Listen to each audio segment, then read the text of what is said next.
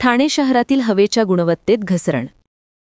यंदा दिवाळीच्या काळात फटाके वाजविण्याच्या प्रमाणात वाढ झाल्यानं ठाणे शहरातील हवेच्या गुणवत्तेत घसरण झाल्याची बाब समोर आली आहे. यंदा दिवाळीपूर्वी आणि दिवाळीच्या काळातील हवेची गुणवत्तेचा ठाणे महापालिकेच्या प्रदूषण विभागाने अभ्यास केला असून त्यात लक्ष्मीपूजनाच्या दिवशी हवा प्रदूषणाच्या पातळीत सरासरी 11.1% वाढ झाल्याचे दिसून आले आहे. तर दिवाळीच्या कालावधीत ध्वनीच्या पातळीत 3.5% वाढ झाल्याची माहिती पुढे आली आहे. ठाणे महापालिका क्षेत्रात दिवाळीचा सण मोठ्या उत्साहात साजरा होताना दिसून येत आहे. यंदा दिवाळीत फटाके वाजण्याच्या प्रमाणातही वाढ झालेली आहे.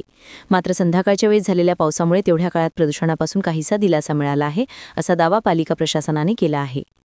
गेल्या वर्षी म्हणजे 2024 मध्ये दिवाळी कालावधीतील हवेच्या गुणवत्तेशी तुलना केली असता यंदा हवेतील प्रदूषणाच्या पातळीत 7.2% वाढ झाल्याचे दिसून येत आहे. मागील 3 वर्षाच्या दिवाळीच्या कालावधीतील हवा प्रदूषणाचे मूल्यमापन केले असता 2023 मध्ये दिवाळी कालावधील हवा गुणवत्ता निर्देशांकामध्ये 62.6% इतकी वाढ झाली, तर 2024 मध्ये दिवाळी कालावधीत निर्देशांकात 33.9% वाढ झाली होती, असे निदर्शनास आल्याचे पालिका प्रशासनाने म्हटले आहे. ब्युरो रिपोर्ट, जनादेश.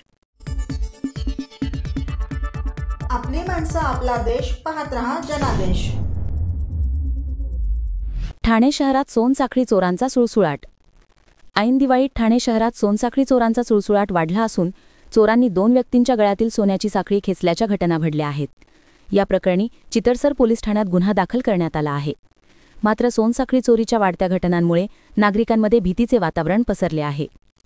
तुळशीराम परिसरात राहणारे तक्रारदार रात्री जेवण झाल्यानंतर फेरफटका मारण्यासाठी घरातून बाहेर पडले होते. हाईट पार्कच्या दिशेने पायी जात असताना पाठीमागून दुचाकीवरून आलेल्या चोरांनी त्यांच्या गळ्यातील सोन्याची साखळी खेचली. यावेळी तक्रारदार यांनी ही साखळी पकडल्याने अर्धी साखळी तक्रारदार यांच्या हातात राहिली, तर अर्धी साखळी सोनसाखळी चोर घेऊन पसार झाले.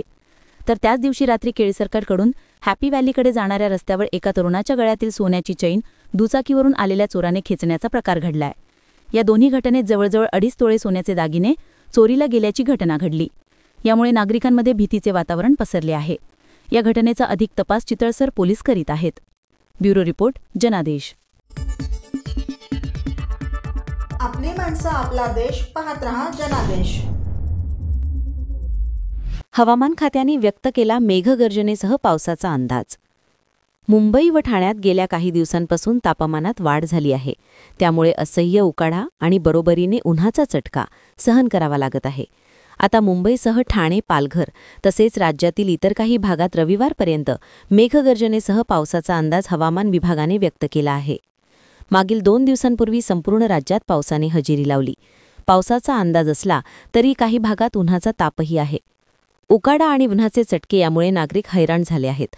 अनेक भागात तापमानाचा पारा 35 अंशापुढे नोंदला जात आहे. त्यामुळे दुपारच्या वेळी घराबाहेर पडणे तापदायक ठरत आहे. दरम्यान रविवारपर्यंत मुंबईसह ठाणे, पालघर भागात मेघगर्जनेसह पावसाची शक्यता हवामान विभागाने वर्तवली आहे. या कालावधीत काही भागात जोरदार वाऱ्यासह पावसाची शक्यता आहे. यावेळी 30 ते 40 किलोमीटर प्रतितास वेगाने वारे वाहतील. कर्नाटक किनारपट्टीवर तयार झालेले कमी दाबाचे क्षेत्र तसेच बंगालच्या उपसागरात कमी दाब क्षेत्राची निर्मिती होण्याचा अंदाज आहे. याचाच परिणाम म्हणून सध्या राज्यात पावसाची शक्यता आहे. ब्युरो रिपोर्ट, जनादेश. आपली माणसं, आपला देश, पाहत रहा जनादेश. सर्व नागरिकांना आवाहन करण्यात येत आहे की सध्या डासांमार्फत पसरणाऱ्या डेंग्यू या आजाराचा प्रसार रोखण्यासाठी प्रत्येकाने पुढीलप्रमाणे कार्यवाही करावी. डेंग्यू आजार एडिस इजिप्ती हा डास चावल्याने होतो. या डासांची पैदास साचलेल्या किंवा साचवलेल्या स्वच्छ पाण्यामध्ये होते. 8 दिवसांपेक्षा जास्त दिवस पाणी उघडे व साचून राहिल्यास त्यात डास अंडी घालतात. अंड्यांच्या अळ्या तयार होऊन पुढे डास तयार होतात. यासाठी आपल्या घरातील पाणीसाठे उदाहरणार्थ बॅरल्स, पिंपे, टाक्या, हौद, रांजणे इत्यादी दर आठवड्याला रिकामे करून घासून पुसून कोरडे करून पुन्हा भरावे. 1 दिवस कोरडा दिवस म्हणून पाळावा. पाणी साठ्यांना घट्ट झाकणे बसवावीत किंवा जुनी साडी, चादर, धोतर यांनी बांधून झाकून ठेवावीत, म्हणजे डास त्यात जाऊन अंडी घालणार नाहीत. घराच्या गच्चीवर, आजूबाजूला, अंगणात कोठेही पाणी साचू देऊ नये. भंगार सामान उघड्यावर टाकू नये. उदाहरणार्थ टायर्स, प्लास्टिक सामान, कुंड्या, टाकाऊ वस्तू इत्यादी. अशा सामानात पावसाचे पाणी साठून त्यात डेंग्यूच्या डासांची पैदास होते. घरातील कूलर्स, फ्रीजच्या पाठीमागील ट्रे हे देखील वेळोवेळी कोरडे करावेत. लक्षात ठेवा, नुसत्या फवारणीने डास घनता कमी होत नाही, तर त्यासाठी डास पैदास ठिकाणे नष्ट करणे ही आपल्या सर्वांची जबाबदारी आहे.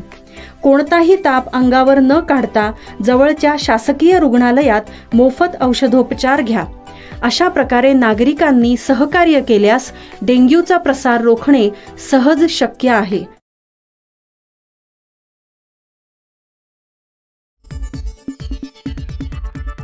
आपली माणसं, आपला देश, पाहत रहा जनादेश.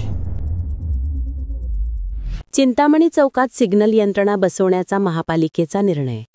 ठाणे शहराच्या मध्यवर्ती भागातील सर्वाधिक वर्दळीचे ठिकाण असलेल्या मासुंदा तलावाजवळील चिंतामणी चौकात सिग्नल यंत्रणा बसवण्याचा निर्णय महापालिका प्रशासनाने घेतला आहे.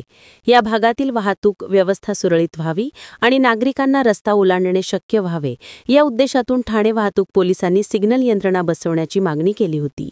त्यास ठाणे महापालिका प्रशासनाने प्रतिसाद देत यासंबंधीचा प्रस्ताव मंजूर केल्याने येथे सिग्नल यंत्रणा उभारणीचा मार्ग मोकळा झाला आहे.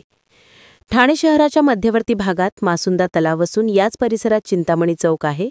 हा चौक ठाणे स्थानक परिसर आणि टेंभी नाक्याकडे जाणाऱ्या रस्त्याला जोडण्यात आलेला आहे. या चौकाच्या परिसरात नागरिकांची तसेच वाहनांची मोठ्या प्रमाणात वर्दळ असते. या चौकातून मुख्य बाजारपेठ, गडकरी रंगायतन, अल्मेडा चौक, ठाणे रेल्वे स्टेशन, कळवा नाका आणि जिल्हाधिकारी कार्यालयाच्या दिशेने वाहतूक सुरू असते. तसेच मासुंदा तलाव आणि गडकरी रंगायतन हे ठाणे शहरातील मुख्य आकर्षण केंद्र असल्याने या ठिकाणी नागरिकांची वर्दळ जास्त असते. याशिवाय आजूबाजूला शाळा असल्याने विद्यार्थीही या रस्त्यावरून ये जा करत असतात. परंतु येथे सिग्नल यंत्रणा नाही, त्यामुळे नागरिकांना आणि विद्यार्थ्यांना रस्ता ओलांडणे शक्य होत नाही. दरम्यान नागरिकांना आणि विद्यार्थ्यांना रस्ता ओलांडता यावा तसेच वाहतूक सुरळीत राहावी या उद्देशातून चिंतामणी चौकात सिग्नल यंत्रणा बसवण्याचा प्रस्ताव ठाणे वाहतूक शाखेचे पोलीस उपायुक्त पंकज शिरसाट यांनी ठाणे महापालिकेला दिला होता. ठाणे महापालिका प्रशासनाने प्रतिसाद देत यासंबंधीचा प्रस्ताव केला होता. नागरिकांना आणि विद्यार्थ्यांना रस्ता ओलांडता यावा तसेच वाहतूक सुरळीत राहावी यासाठी चिंतामणी चौकात सिग्नल यंत्रणा बसवण्याचा निर्णय महापालिका प्रशासनाने घेतला आहे. यासंबंधीचा सविस्तर प्रस्ताव ठाणे महापालिका प्रशासनाने तयार केला होता. त्यास आयुक्त सौरव राव यांनी मान्यता दिल्यानंतर तो प्रशासकीय सभेपुढे मान्यतेसाठी सादर केला होता. या कामासाठी 31,79,242 रुपये इतक्या खर्चाचे अंदाजपत्रक तयार करण्यात आले होते. त्यास प्रशासकीय सभेने मान्यता दिल्याने सिग्नल उभारणीचा मार्ग मोकळा झाला आहे. त्यामुळे आता या कामासाठी निविदा मागवण्यात येणार आहेत. ब्युरो रिपोर्ट, जनादेश.